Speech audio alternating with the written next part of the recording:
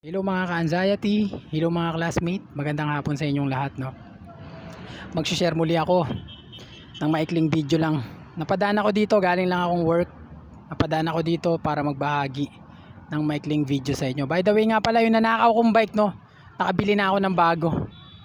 Ito nga pala, hindi siya bago pero second hand. Pero malaking tulong na rin.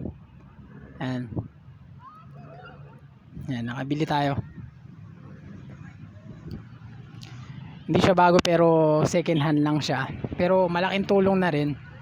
At sariwang sariwa pa, bagong bago pa, no.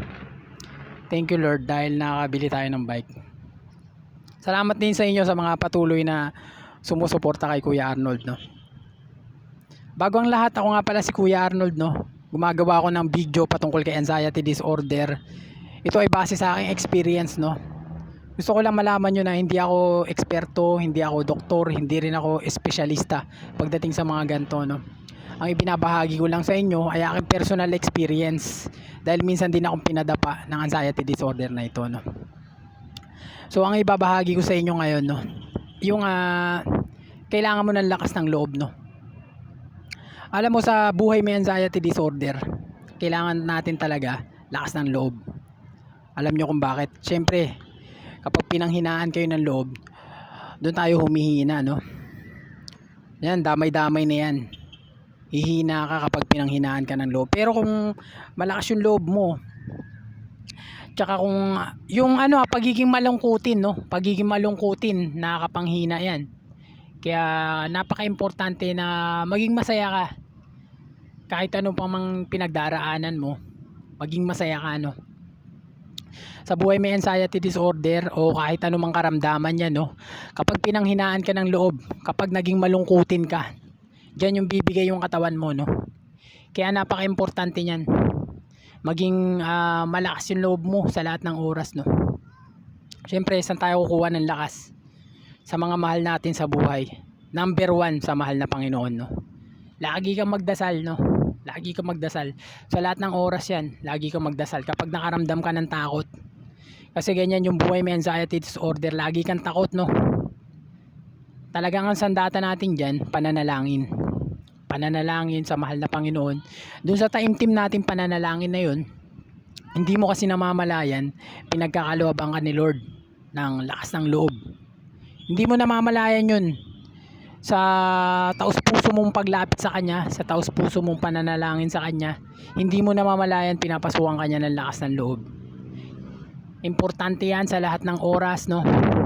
Maging masayahin ka. Kahit ano pa yung pinadaraanan mo, tuloy lang, tuloy-tuloy lang. Tapos laksan mo yung loob mo. Kapag pinanghinaan ka ng loob, wala. Bibigay ka dyan. Pahihinain ka nyan. Lagi mo isaisip na kailangan hindi ka masakop ng kalungkutan, hindi ka masakop ng kahinaan. Lagi mong isipin na malakas ka. Binigyan ka ni Lord ng tapang at lakas. Yan yung lagi mong isipin, no? Huwag kang padadaig sa anumang lying na yan ng anxiety disorder.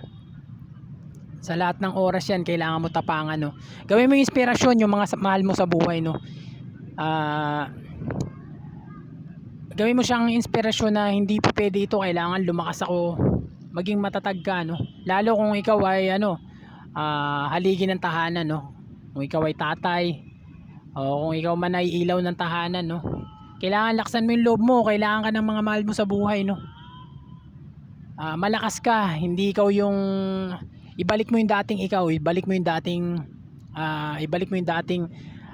nagagawa mo naman dati yan. Ang nangyari lang kasi pinasukan ka ng takot sa puso't isipan mo.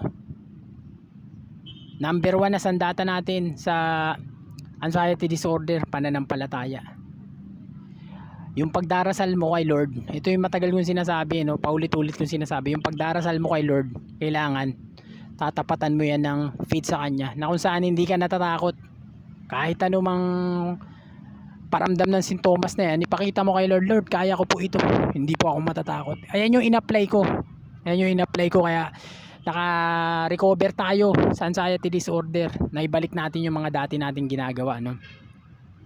Itong ibinabahagi ko sa inyo, isang ano to, isang requirements ito sa pag-overcome kay anxiety disorder. Kumbaga hindi pa ito yung mga kumpletong hindi pa ito yung kumpletong pag-overcome kay anxiety disorder. Requirements lang ito, isa lang ito sa susi para makarecover ka, no? Yung pananampalataya mo, yung pagpapakita mo ng tapang, no? Sa lahat ng oras, no? Kailangan patunayan mo yan sa sarili mo, patunayan mo sa mahal na Panginoon na hindi ka natatakot. Kailangan, hindi sapat yung pagdarasal mo kasi ganito yan guys, no? Nagdarasal ka araw-araw, no? Sa kagalingan mo sa anxiety disorder, araw-araw ka nagdarasal, sabihin natin oras-oras ka pang nagdarasal, no? Nagpapakita ka naman ng takot sa puso't isipan mo. Useless yung pagdarasal mo, useless yun. Kailangan yung pagdarasal mo, sabayan mo rin ng tapang, no? Pinapakita kay Lord, no? Sana sa maikling video ko na ito na bahagi sa inyo, sana may napulot kayong aral, no? Pasensya na rin kayo kung minsan lang tayo mag-vlog, no? Kung minsan lang tayo mag-upload, dawa ng sobrang busy, no? Inaalala ko rin yung mga